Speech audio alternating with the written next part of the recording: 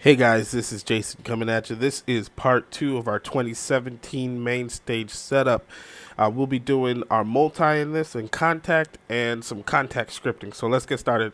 First, if you haven't seen my previous video, go back, watch video 1. It explains the layout of how we're going to set everything up. In this part 2, it builds off of that. So yeah, let's get started. First of all, I have done some work in between clips. The first thing I've done, I have got all the sounds that I want. I'm only using Kontakt for this. I'm going to use one instance of Kontakt.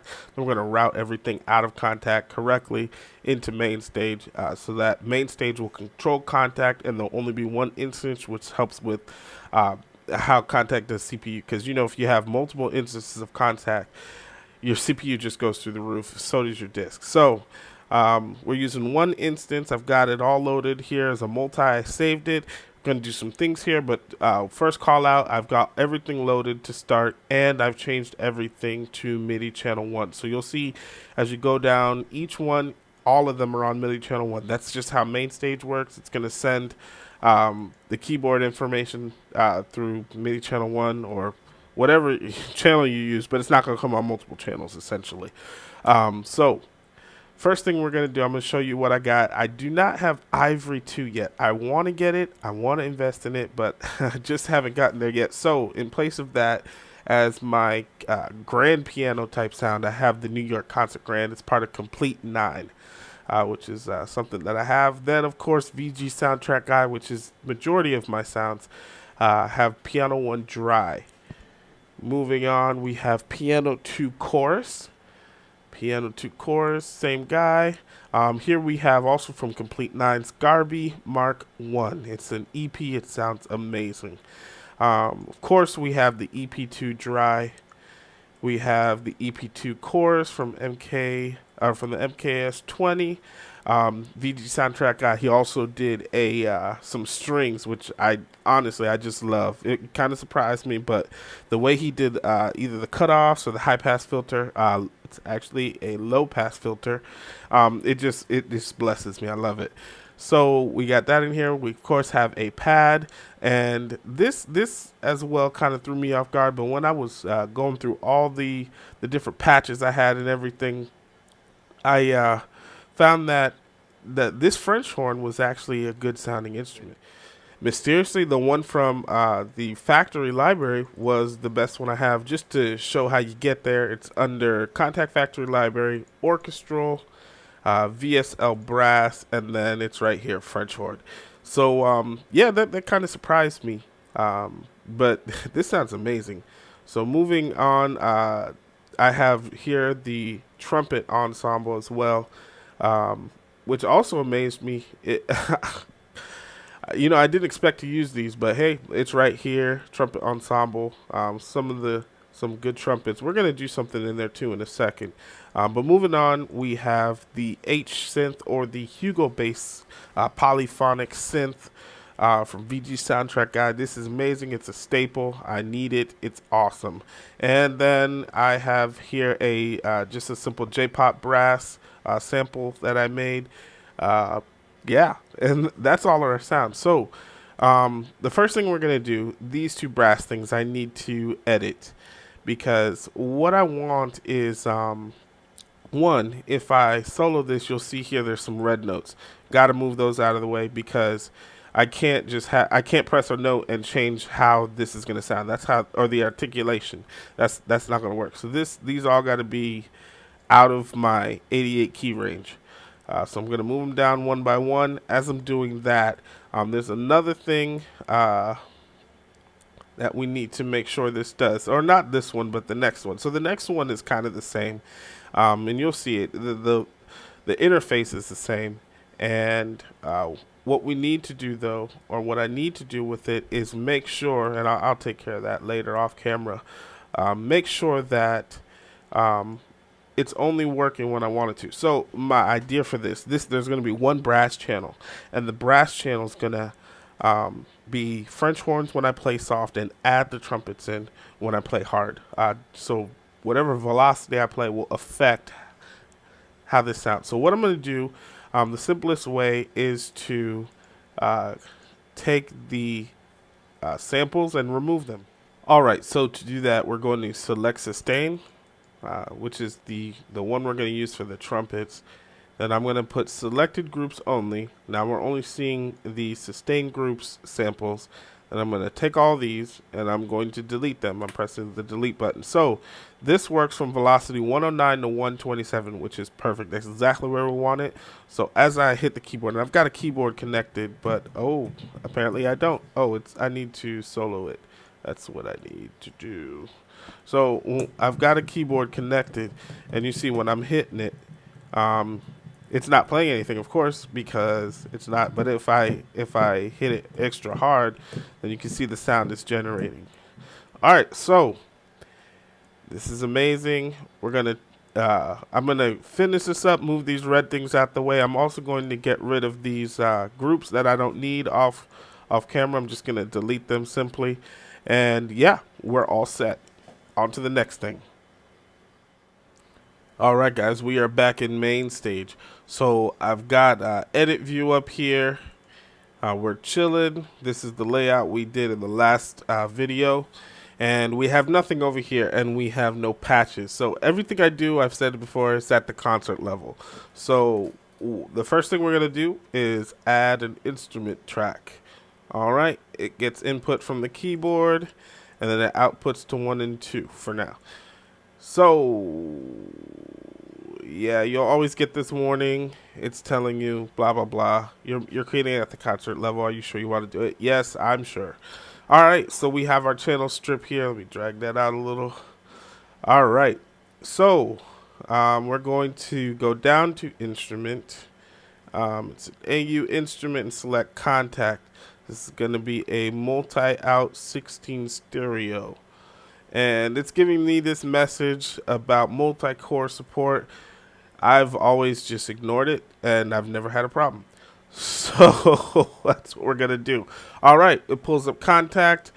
I am going to load the recent multi that I just saved. It's going to load everything.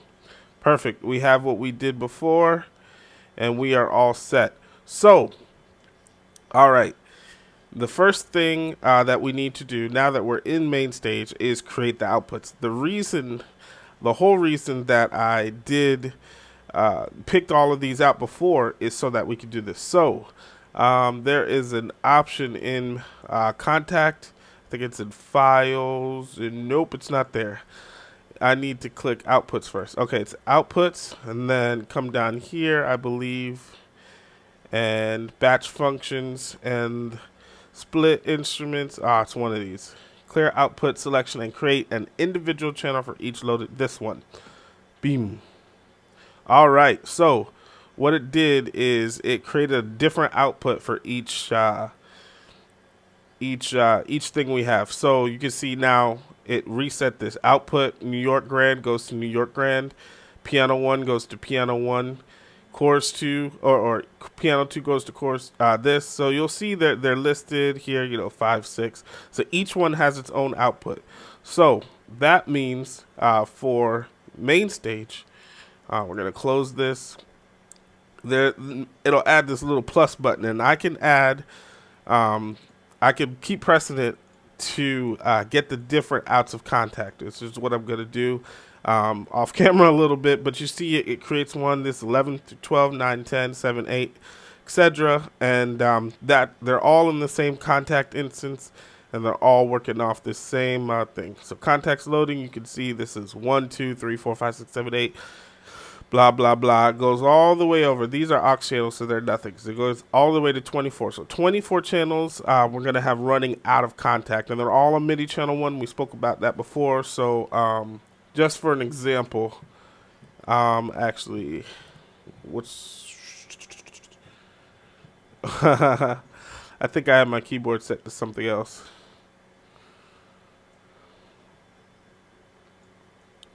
Yeah, it's set to my Yamaha. So let's try this again.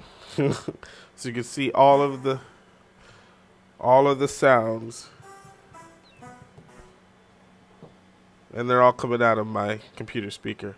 But you can see all of the the video recording is kind of making the frames go slow. But yeah, you get the concept. So the next thing we're going to do is add some scripting. I need to do some scripting for a special case that I want to take care of.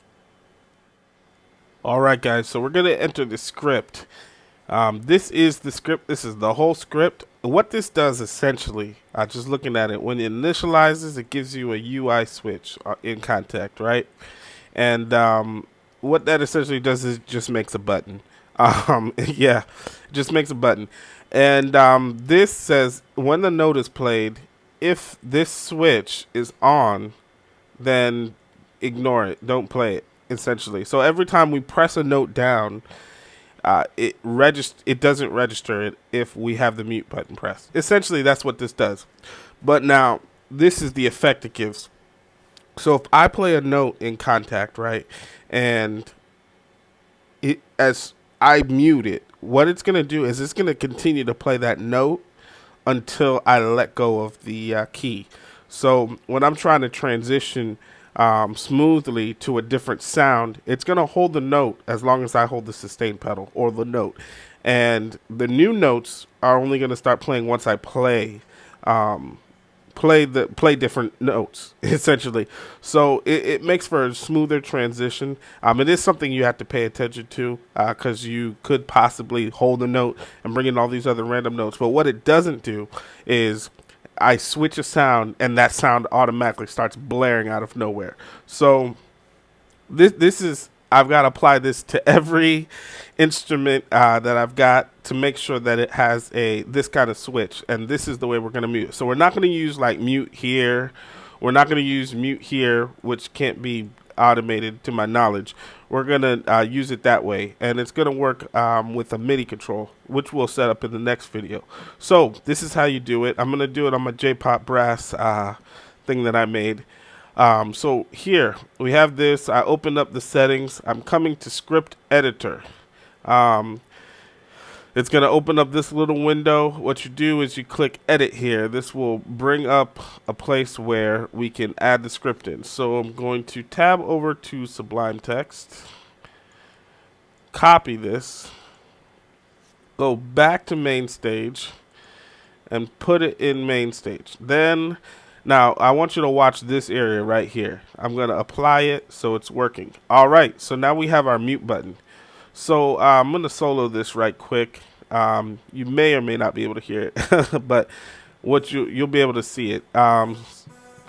So you see here, it's working. As soon as I'll push the mute button. You can see the MIDI's coming in. You can see me pressing keys, but it's not doing anything. See, now here's the other plus. This disc right here, it's not going up and down. It's not reading anything from the disc. It's not processing this at all. So this saves on your CPU. My CPU is already high because I'm recording video.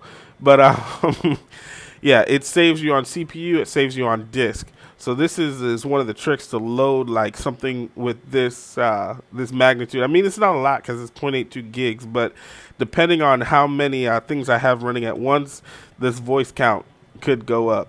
So this saves the voice count because the voice count's not moving either. So yeah, the key to this, what we're going to do in the next video is I can take all of this, go to host automation, right? Host automation.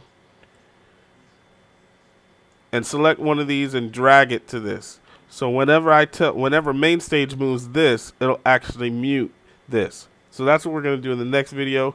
I've got to go and add these to all of these instruments. I'm going to do that off camera.